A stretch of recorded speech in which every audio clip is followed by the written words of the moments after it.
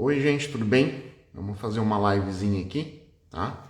Essa live vai compor o material do mini curso, tá? Do meu pós-doutorado e, vamos começar, tá? Vamos dialogar. Deixa eu só...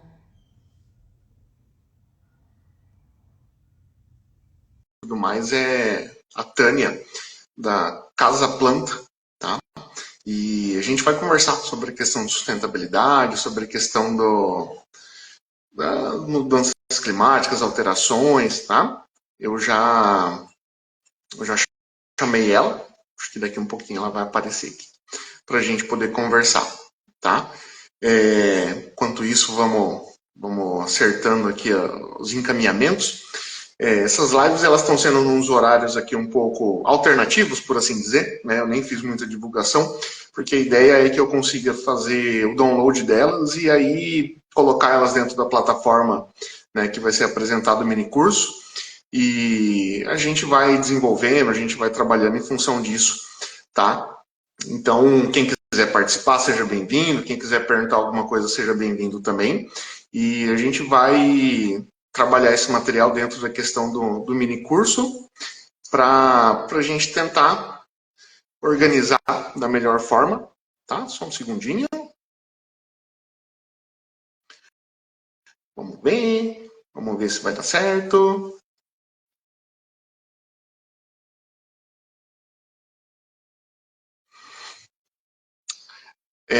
Novidade, tá, minha gente? Então, vou ter que me reorganizar aqui em função dessa situação. E só um instantinho.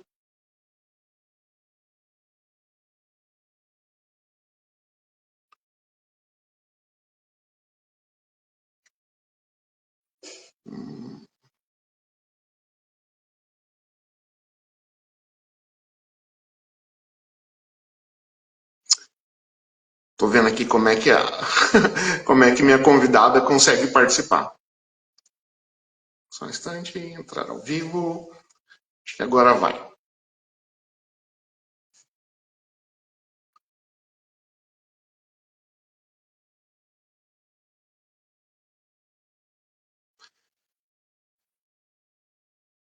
Oi, oi.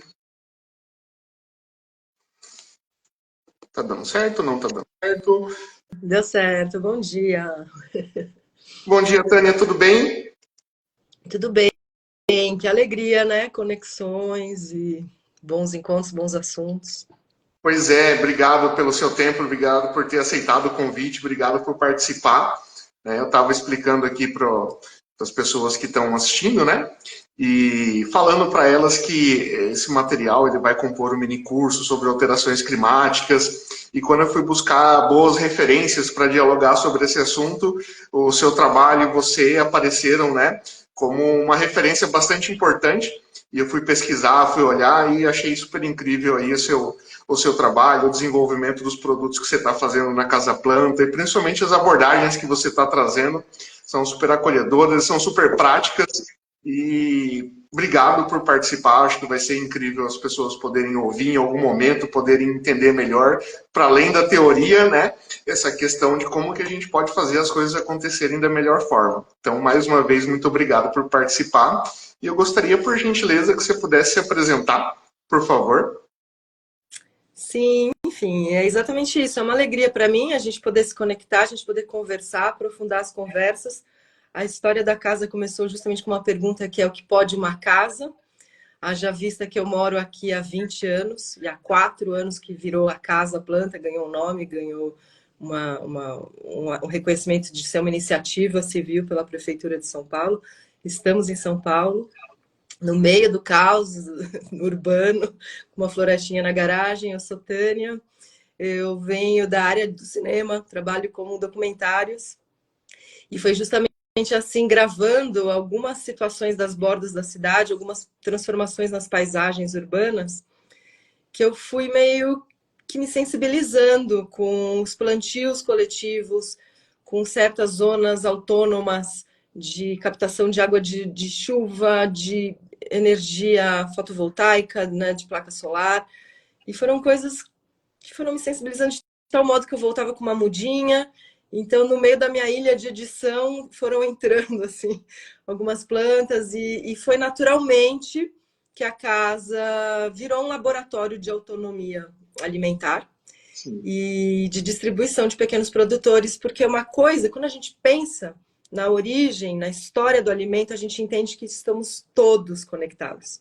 A gente já está conectado por uma grande mãe terra, no seu nome, o nome que queira dar. Mas a gente está conectado. Então, quando você favorece uma ponta, é um fluxo todo que se abre e a gente pode pensar em construir outras maneiras de habitar, de fazer trabalho, enfim. Então, é um pouco isso, assim. Legal. Eu tô em home office, eu tô em Nova Andradina, que é interior do Mato Grosso do Sul, né? E completamente diferente de São Paulo, quando a gente fala assim, pô, interior do MS, ainda a gente acaba traz para o nosso imaginário uma conexão bem maior aí com a questão da alimentação, com a questão da agricultura familiar. E por incrível que pareça, né, tem um distanciamento. Porque mesmo a gente estando no interior, essa questão da conexão com o alimento e tudo mais, ele acaba ficando distanciado da mesma forma, né? A gente tem todo um processo de ideias, né? Que acabam distanciando a gente olha, da onde que vem essa comida, esse alimento, o que que é produto alimentício, o que que é alimento, quem que está produzindo, né? Então, mesmo aqui no interior, a gente acaba tendo esse distanciamento mesmo. Olha, a comida para a gente é aquilo que a gente vai buscar no supermercado. E vão se perdendo uma série de tradições e culturas de poder cultivar, né, a própria comida ou de poder aproveitar o conhecimento tradicional de como que se usam, né, as plantas, os alimentos. Então, assim, eu achei de fato sensacional ali. A gente aqui em casa até tentou em vários momentos, né, trabalhar a questão da horta, trabalhar a questão da compostagem. É possível, né, mas a gente acaba fluindo ou acaba fluindo não, acho que a gente acaba sendo empurrado, né, para essa questão do consumo mais industrializado.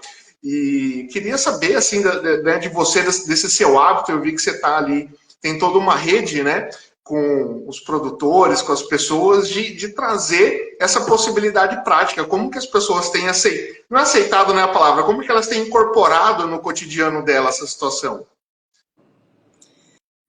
Eu acho que é um momento que a gente vive acirrado com pandemia, com crises climáticas. Eu acho que chega um momento que é isso, a gente é convidado a se sensibilizar e pensar e voltar um pouco na história e se situar nessa latitude e longitude que a gente se encontra hoje enquanto planeta. E aí se entender parte ativa desse ecossistema, porque a gente tem uma tendência de falar assim, porque eu quero ir na natureza, principalmente quem está aqui em São Paulo, né? Fala, estou precisando da natureza, estou precisando, né? Nós somos esse vaso ao meu lado, né? O café que eu estou tomando veio de uma produção, enfim. Então, quando a gente se entende que a gente já é parte ativa, que eu posso plantar um pouco mais, que eu posso fazer compostagens coletivas no meu bairro, que eu não preciso idealizar um dia que uma macro política conseguiu fazer uma distribuição. Eu posso começar a fazer pequenos circuitos, pequenas experimentações, né? Eu acho que vem daí essa chave. É o mesmo ponto, mas muda uma pequena chave de compreensão de como você está se colocando nesse jogo, Sim. sabe? E acho também que faz sentido, porque o nosso pensamento ocidental, sobretudo, mas enfim, hoje, contemporâneo, é da gente se sentir separado, faz parte também. Sim. Então também não é nada, faz parte da gente fazer essa certa lição de casa, de investigação e de buscar a potência que volta para a gente. Que é muito diferente eu ter um alimento com quem eu me relaciono, com quem planta meu alimento, com a força vital. Eu estou aqui na minha frente com uma colheita gigante de uma horta urbana. A gente vai fazer um jantar aqui e parece que esse alimento tem uma força, e é literal isso, né? Estamos falando, se a gente fosse pegar o universo molecular aqui pulsando na minha frente. É muito diferente de quando eu me relaciono em sistemas grandes de distribuição com frigorífico, que aí coloca em microplástico, que coloca no isopor, que coloca no ar-condicionado, que quem pensa são inteligências artificiais. Então a gente vai se distanciando desse sabor humano, de ser da natureza, sabe? Sim. Então eu acho que é isso um pouco, assim, as histórias que nos entrelaçam e como a gente se coloca atuante nessa história. Sim. E eu acho que um evento comum, né? Acho que para a nossa história contemporânea, a questão da pandemia, ela, bom, foi muito ruim, né? Mas eu acho que trouxe, pelo menos em algum momento, talvez não para todo mundo, mas a possibilidade de se reconectar consigo mesmo, né? Com a sua própria humanidade, né? E aí, em função disso, buscar quais são, de fato, as raízes da compreensão da nossa humanidade, que é a questão da alimentação, que é a questão das relações, né? A gente está aqui conversando, né, facilitado pela questão da tecnologia, e aí tem sempre aquela situação, olha, a gente fala bastante em rede social, mas quem que é a minha verdadeira rede social, né? Quem que faz parte dessa rede social próxima e como que eu mantenho ela? E, de fato, essa questão da alimentação, essa conexão aí com a questão ambiental como um todo, ela entremeia a nossa existência, né? Eu ouvi bastante relatos, né, justamente da questão em grandes centros que as pessoas foram comprar plantas, né, para formar aí o seu meio ambiente, né, para ter conexão com o meio ambiente dentro de casa. Então foi um boom ali da jardinagem, né? E que eu achei super incrível. Aqui a gente já tem bastante planta, a gente é pai de planta também, né? E eu falei assim, nossa, por fim as pessoas, quando elas param e se deparam com elas mesmas, né? Acho que elas vão buscando dentro dessa questão um pouco artificial ou artificializada da conexão com a natureza, buscar mesmo, né? E às vezes a gente fala assim, nossa, mas a cidade faz parte da natureza, né? A gente é parte da natureza e aí a gente se depara como que a gente mesmo vai criando um distanciamento, né? E aí a hora que eu falo assim, poxa vida, São Paulo é uma das maiores, uma das maiores metrópoles do mundo e tem a sua realidade. Eu estou numa cidade pequena do interior e eu vejo que eventualmente as pessoas tentam replicar alguns comportamentos de grandes centros, né? Assim, mas gente, não, beleza, maravilha, cada um segue da forma que bem entender, mas a gente tem tantas possibilidades aqui, né, de conexão, de interação, e a gente acaba associando, a gente acaba reproduzindo comportamentos que estão completamente dissociados, né, da realidade objetiva, da geografia, né, que compõe a nossa vida. E, poxa vida, essa é uma situação bastante interessante, né, que precisou uma situação tão extrema como uma pandemia trazer para a gente a nossa realidade de ser humano, né. E aí uma outra pergunta, tenho ido com menos frequência do que eu gostaria para São Paulo, mas tenho ido, né? Como que essa questão, né, para você que vive aí, para você que está conectada, está inserida nessa situação, como que a cidade em si acaba atravessando, né, a sua existência ou a existência das pessoas que estão ao seu redor, né? Como que ela pauta nosso comportamento? Por favor. Então, a gente é convidado a entrar num ritmo acelerado, mesmo, por exemplo, aqui moro numa vila, é um caos, né? Eu pisco um pezinho para lá é um caos, mas assim, mas se eu fico aqui, já tem uma britadeira, eu começo a ser absorvida. Então, como é que a gente volto sempre nessa história dos cuidados, né? Que a gente se entenda fazendo parte disso e como eu posso ser tão cúmplice ou menos, no sentido de produzir outras maneiras, né?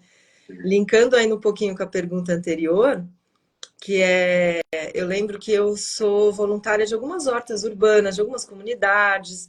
É um jeito da gente praticar agroecologia em centros urbanos é nesses terreninhos, né? Das bordas, enfim.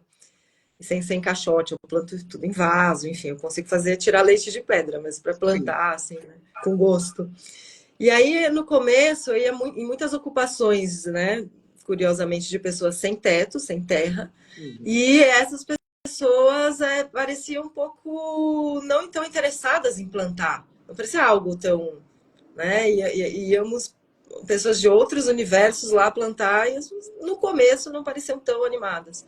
E aí eu lembro que a Cláudia Visoni, ela é até nossa convidada hoje, que a gente recebe sempre pessoas para conversar, fazer essas conexões sobre modos de vida, enfim.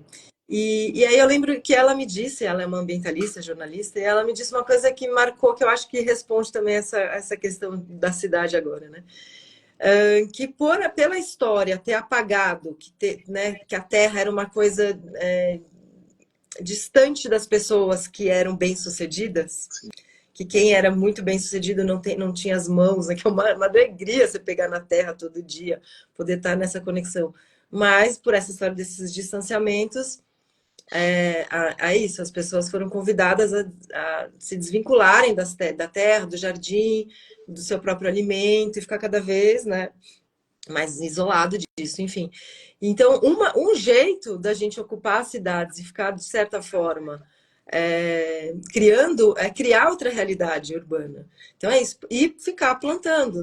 Não ter uma grande idealização, que você vai fazer uma grande transformação, principalmente em curto prazo, mas não é numa idealização, é já numa criação de uma realidade, é devolver, de certa forma, a terra a essas pessoas que lhe foram subtraídas as terras, né? Então, de certa forma, manter uma engrenagem para algo, para desviar, né? Você aquece uma engrenagem para outros desvios, outras maneiras. Então, acho que desse jeito é um pouco suportável, né?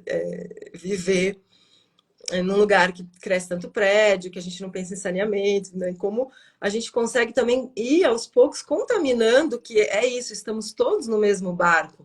Então, como que os condomínios podem minimamente pensar numa compostagem, minimamente tirar essas plantas exóticas que fazem mal às nossas abelhas nativas e colocarem no mínimo plantas, no mínimo não, acho que é partir daí, né? Tem que desejar bem, assim.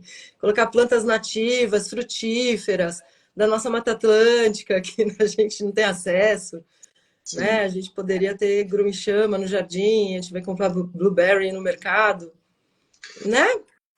Acho que é um pouco isso, assim. Olha, né, você tá falando, né? E aí, claro, aqui a realidade é completamente distinta, mas ainda assim ela segue uma mesma lógica.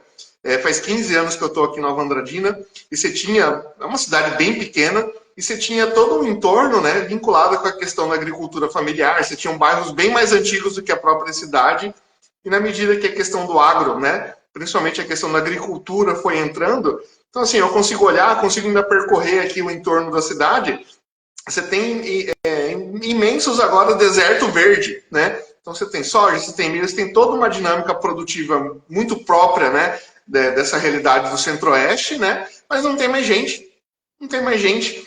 E aí eu acabei de, né, passei uma semana no Pantanal, e tudo mais. E aí às vezes as pessoas falam, né, olha, o Pantanal tem que ser conservado, ou o Cerrado tem que ser conservado. E ele precisa ser conservado e deve ser conservado, mas junto com as pessoas, né? Uma questão que foi bastante discutida ali naquela situação, a gente, né, vai enfrentar um ano de seca extrema no Pantanal, possivelmente vão acontecer incêndios, nos últimos anos aconteceram, e um dos argumentos que foi colocado é o seguinte, olha, não tem gente ali naquele espaço geográfico, né, ocupando, produzindo pequena agricultura familiar, ou não tem gente, então aí a hora que esse incêndio se inicia, a hora que essa situação extrema se inicia, não tem ninguém para dar, nem para avisar, nem para dar o primeiro combate, e você tem um processo de degradação intenso, né? Então, buscar equilibrar a questão da conservação dos biomas, seja ele qualquer, aonde estiver, e as pessoas, né? É bastante importante. E aí, a hora que você citou uma questão que é muito legal é, olha, trabalhar com o que a gente tem, manter a questão do idealismo, né? Ou a questão do ideal como foco de ação e tudo mais, mas seguindo naquilo que é possível, né? E na medida daquilo que é possível, a gente vai construindo e vai fazendo e vai contaminando. Acho que contaminando é uma palavra ruim, né? Mas vai motivando as pessoas que estão ao redor e tudo mais a seguir também em práticas que são mais adequadas, né? Porque às vezes elas realmente não sabem, né? Elas não sabem o que fazer, né? Porque elas vêm sendo ensinadas a ter outros tipos de comportamento, a ter outros tipos de ação de consumo, de produção, e elas não sabem, na medida que elas conseguem ver a gente fazendo, a gente ensinando, ou no seu caso, de além de fazer, produzindo material, né, para a rede social, acaba sendo um fator motivacional bastante importante. Às vezes a pessoa consegue entender aquele espacinho que às vezes é mínimo, fala, olha, aqui é possível rolar uma horta, aqui é possível rolar uma compostagem, né, e isso vai se ampliando. Então, essa situação do fazer é muito importante, é muito legal. E legal que você e outras pessoas têm feito também, né? E espero que o negócio vá fluindo, porque senão a gente olha aqui, eu olho para minha paisagem, ela tem uma estética muito própria, né? Você olha assim, é tudo verde, é tudo não sei o quê, mas não tem nada ali. Não tem nada para além daquela planta que é exótica, né? Então a gente tem uma imensa produção de plantas asiáticas aqui no nosso quintal, né? Que é soja, e por aí vai. Se olhar assim, tem a sua beleza estética, mas é uma situação bastante estéril, né? É aquilo ali pronto e acabou, né? A questão da biodiversidade e principalmente a questão das pessoas, né? É um espaço imenso sem ninguém, né? E aí empurra o problema para a cidade, que também segue uma outra lógica, né? Olha, espaços completamente distintos que acabam tendo o mesmo problema, né? E, Tânia, eu queria saber, né, como que a gente pode, assim, acho que a gente já falou de alguma forma, como que a gente pode ir se adaptando, né? Tanto em escala ampla, micro escala, o que você consegue entender, o que você faz para se adaptar da melhor forma? Por favor. Então, estava pensando nisso que você falou, né, dos biomas, que a gente pensa, às vezes, enquanto entidades vegetais a serem salvas, e lembrando que um ecossistema é sempre um conjunto de espécies, e essa beleza, essa astrodança, biodança, né? Sim. E você sabe que tiveram situações aqui que no começo a nossa pesquisa era muito focada no locavorismo, de como a gente conseguir ter um alimento muito próximo, e o máximo possível, e era isso, de conseguir o mais fresco possível e com menos questões de frete, né? E aí, com o tempo, que essa história da internet, a gente vai se conectando, e eu comecei a receber recados de produtores distantes, assim, da Bahia, do Maranhão, de Belém, e me dizendo que eles tinham colheitas. E eu pensei, bom, mas não faz sentido, porque é muito distante até chegar aqui. E daí, conversando, principalmente produtores quilombolas, são situações que essas pessoas não estão valorizadas nos seus lugares de origem. E esses produtos estragam. Por quê? É isso que a gente estava comentando ainda na outra pergunta, que todas são a mesma, né? A gente só vai separando para fazer um rumo da conversa. Mas a verdade é que essas crianças ribeirinhas hoje comem produtos industrializados. Da nossa batata nativa, que é o tupinambor, quase entre ameaça de extinção, porque os produtores param de plantar porque ninguém compra. Então, voltando ainda agora àquela primeira, que é como nós somos os atores sociais disso, e realmente muda o jogo, né? Sim. Aí a gente começou, tudo isso para dizer que daí a gente começou a colher essas colheitas mais distantes. Realmente, a gente entende que as pessoas se interessam, elas não têm acesso a uma priprioca, por isso que não tem. O cafezinho com cumaru, a gente não sabe nem onde achar um cumaru. Cumaru é a nossa especiaria da Amazônia, tipo a nossa baunilha. Né? Quando você tem acesso, você não precisa nem usar uma canela, né? A canela vira, né? Que você tem mais acesso ao que é da nossa floresta, da nossa história, das nossas propriedades, enfim. Então, são essas pequenas ações, eu acho, que vão juntando um certo todo, né? Sim. E porque é isso, senão, aonde que começa, né? E aonde que a gente contagia, você falou contaminar, enfim, é esse verbo, né? Mas como é que a gente chega nas crianças ribeirinhas, que são influenciadas ainda por propagandas, agora não é tanto na TV, mas nas redes sociais. Enfim, como é que a gente faz, eu estava falando de desvios, né? Mas a gente realmente faz essa realidade virar interessante, né? Hoje, em 4 anos, a gente tem respostas positivas, né?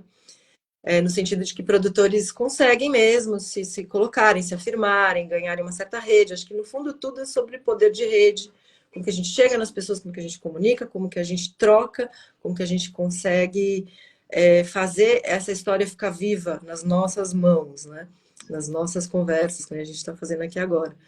E, enfim, então, acho que envolve tudo isso, mas é isso, é pensar que o que a gente financia, assim, em cada sentido, né? Não é num discurso de um cartaz num protesto na rua apenas, mas nessas pequenas ações, né? Sobretudo, são nessas pequenas ações. Um outro...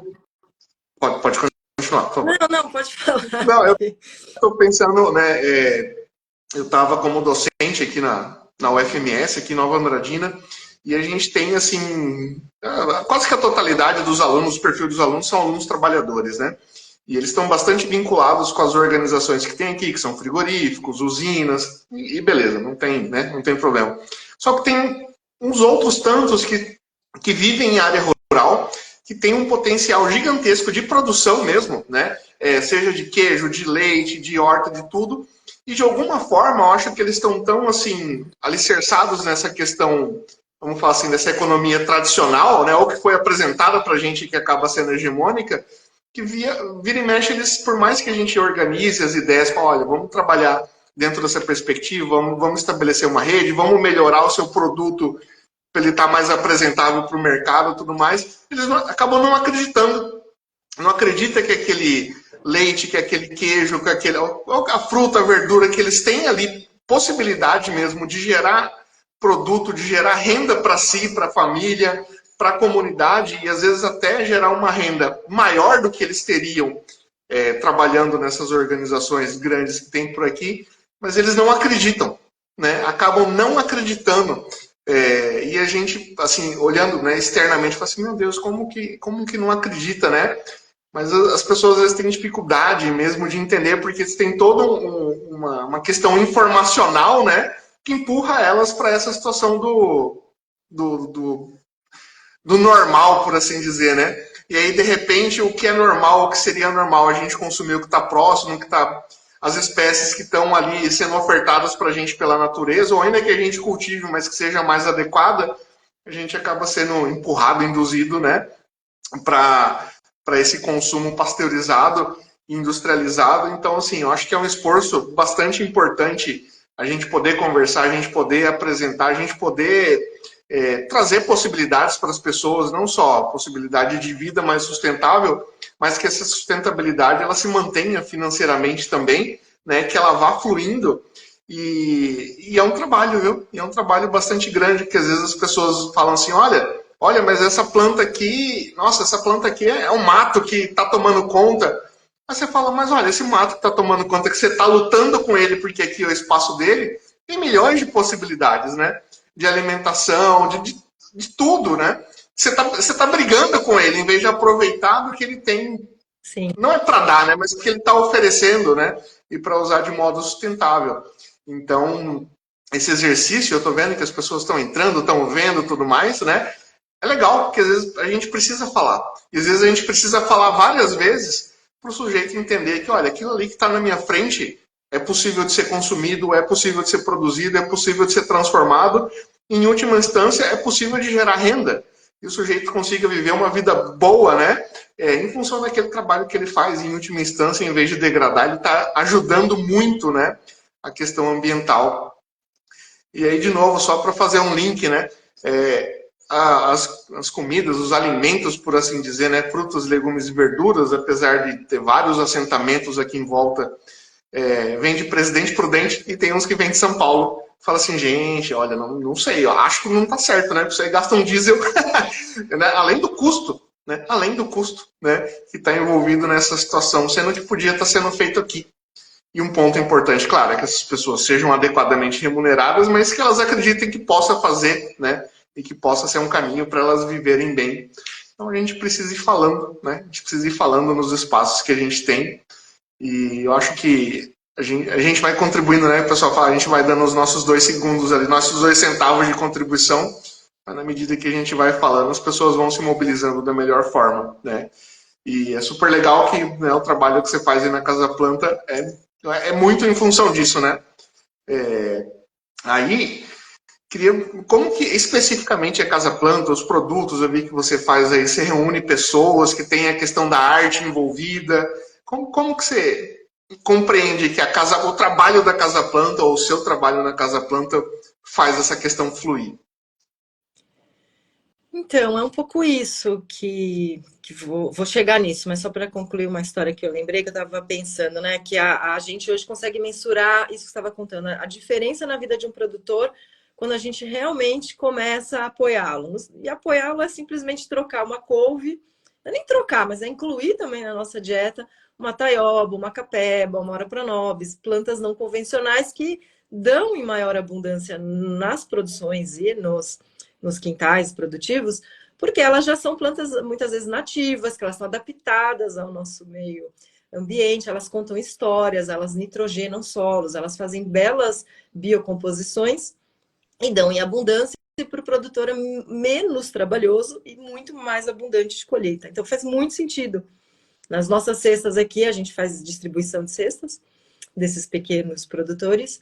A gente faz questão de ter sempre as medicinais, essas plantas que curam o solo, elas curam no sentido não de que elas são remédios, né? Mas de que as propriedades são esses rastros moleculares que elas exalam. E essas histórias de polinização, de grandes amores ou de grandes adversidades, tudo isso transformado em metabólicos amargosos ou adocicados, enfim. E é nessa harmonia dessa frequência que o nosso órgão entra e a gente, né, pode se harmonizar, se curar, né? Então, a gente faz questão disso, né, de trazer todos esses elementos e essa necessidade didática. Então, eu passei a abrir a casa porque não bastava a gente vender. Não é uma história de venda. Ela envolve um pouco a história, a gente tem que provar esse sabor diferente. A gente tem que conhecer essas mulheres ou esses produtores para a gente criar um certo vínculo. A gente tem que ver uma mesa com uma colheita quase um preço zero, produzindo um lixo zero, porque a gente também já semeia todas as sementes e os talos da própria cozinha, já vai para a horta, e os eventuais resíduos são compostados, viram mais substrato para mais plantio. Então, tá, né, nesse ciclo, ele é didático que se mostra, que as pessoas possam participar uma vez na semana, né, que a gente dá conta. Mas as notícias que a gente recebe, as pessoas que começam a compostar, ou que não comiam verdura e passam a comer essas plantas, que passam a ter uma transformação de sensibilidade, né? Que é isso que a gente estava falando no fundo, de um humano que pode usufruir. Ele não precisa ser atravessado por forças que... Não, ele pode plantar, ele pode manejar a sua vida, a sua autonomia de pensamento, de trabalho, né? Do que ele usufrui, do que ele troca com a terra, enfim. Então, é nesse sentido. E o projeto todo aqui acontece muito inspirado no pensamento da permacultura. Se a gente for fazer ao pé da letra, seria uma cultura da permanência. Então, como que a gente se coloca a favor dos fluxos ambientais, a gente não prejudica, a gente não põe tanto cimento, não coloca lixo, a gente entende que não existe jogar fora. Porque fora da onde? Fora do planeta, fora de casa, é só fora da minha vista. Mas é entender que o lixo ele é um erro de design, nesse sentido de que ele é um recurso. E de que ele é mal empregado, destinado, não é nem mal empregado, é mal destinado, mas eu posso sempre reutilizar, fazer de um vasinho, um jarro que quebrou o vasinho, né? Fazer do meu lixo, compostar, reutilizar, enfim. Então, as nossas sacolas de entrega, por exemplo, elas passaram a ser reutilizadas, desses bilhões de sacolas de fast food intactas que as pessoas recebem para lá e para cá. E então a gente começou a convidar alguns artistas para fazerem colagens em cima. Então a gente chama, né, em cima dos logotipos, com as obras. E provocativas, muitas vezes, feitas com as cascas de cebola, os restos da própria cesta.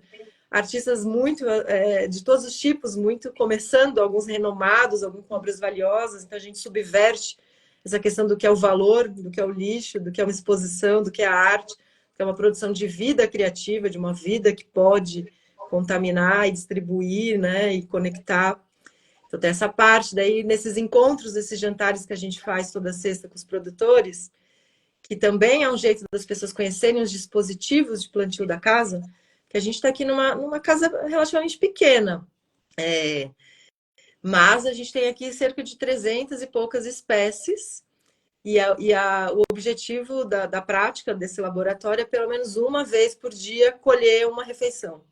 Então são essas 300 que garantem uma batata doce, a folha da batata doce, que também é punk, dá para fazer um peixinho, já colhe um tempero, colhe um espinafre amazônico, a gente já tem ali um carboidrato, uma proteína, enfim.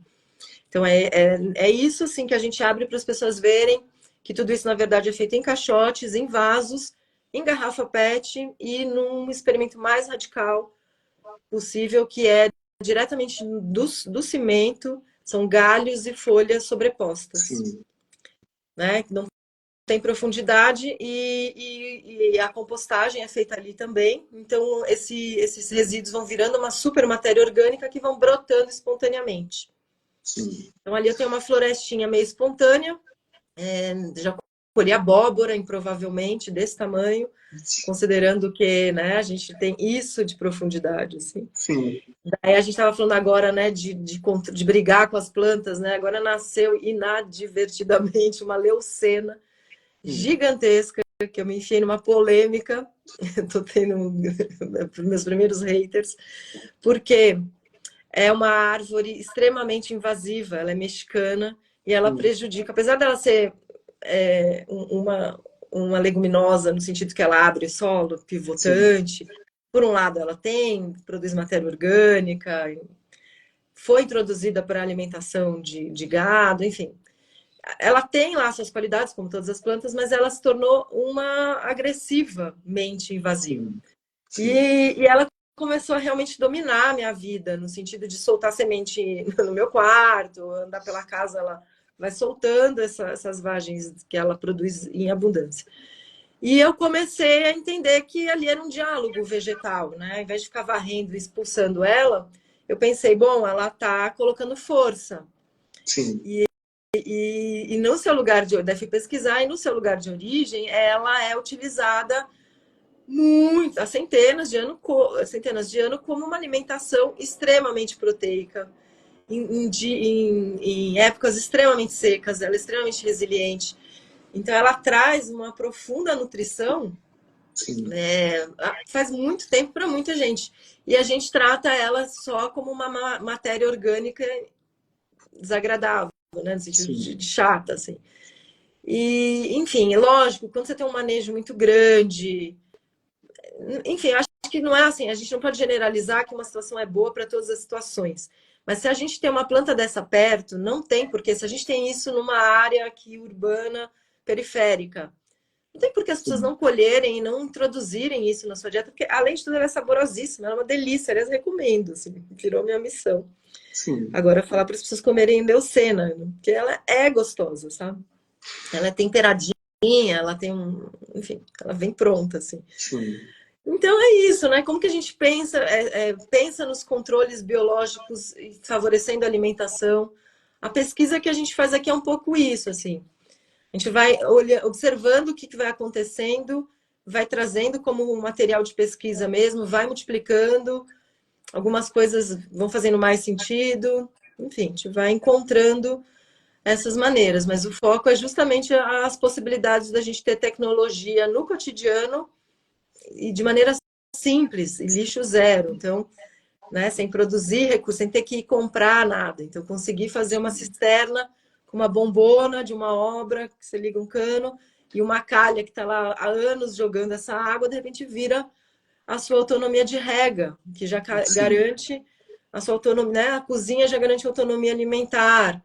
E aí essa abundância promove outro tipo de trabalho, né? Enfim.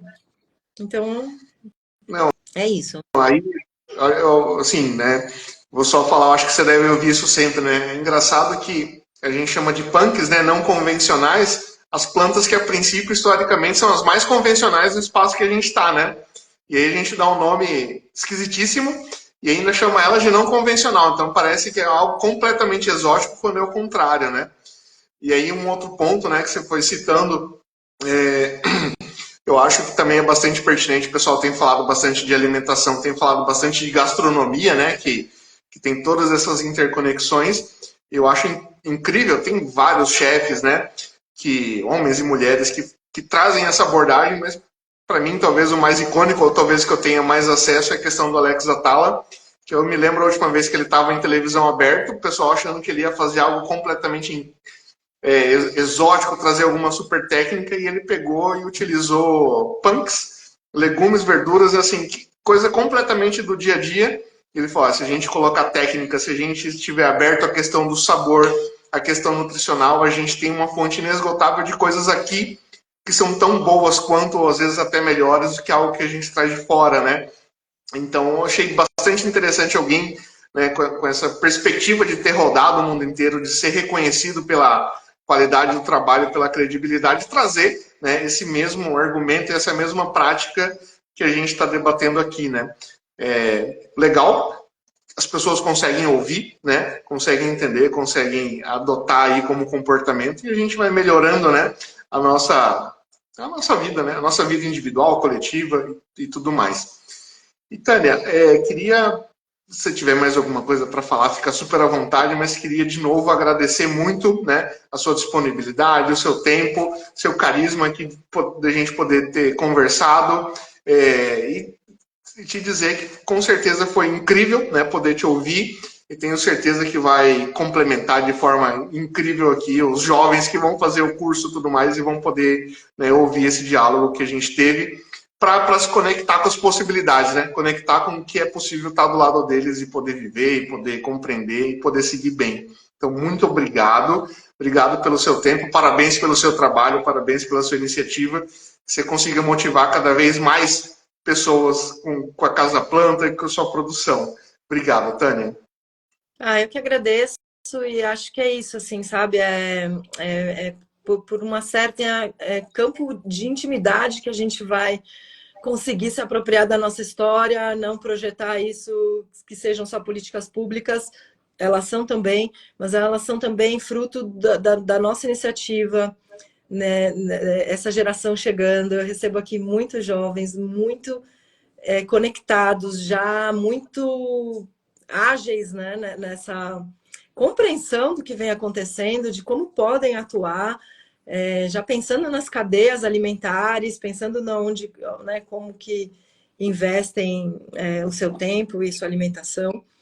Então, assim, é para todo lado, né? A gente tem humanos fazendo guerra, a gente tem humanos ainda pensando em territórios, enfim, o que é seu, o que é meu, e temos, ao mesmo tempo, um movimento mundial acontecendo das pessoas entenderem que a gente está num grande planeta e que esses territórios são ficções e que, na verdade, cuidando, né, numa certa ética da vida que a gente vai conseguir fazer prosseguimentos bons. Então, Sim. é isso, a alegria é essa, a gente poder conversar, a gente conhecer pela internet também, né? Sim. Eu recebo aqui também pessoas que, quando estão em São Paulo, vêm trocar figurinhas, por favor, venham, tragam sementes, mudas. E vamos plantar e conversar. Eu acho que é esse o jeito você estava contando do Alex Atala, eu acho que é esse o único jeito, e lembrei dele por causa dessa história da batata, que me comove muito, do tupinambo, do tupinambor, que é reconhecidíssimo nos restaurantes da Europa e no Brasil fazem extinção. E a gente come batata inglesa, que na verdade é batata andina, que é levada para a Inglaterra, a gente, sabe assim, tipo, que a gente possa realmente ter mais consciência do que a gente está fazendo e das nossas escolhas e da nossa produção de realidade. Então... Tânia, muito obrigado. Olha, ótima sexta-feira, bom final de semana.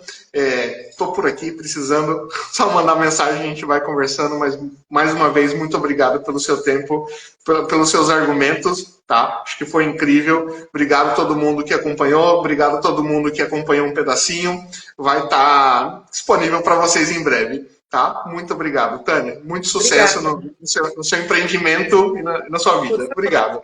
Estando em São Paulo também, venha nos visitar. Vamos. Sim. Tchau, obrigado. Tchau.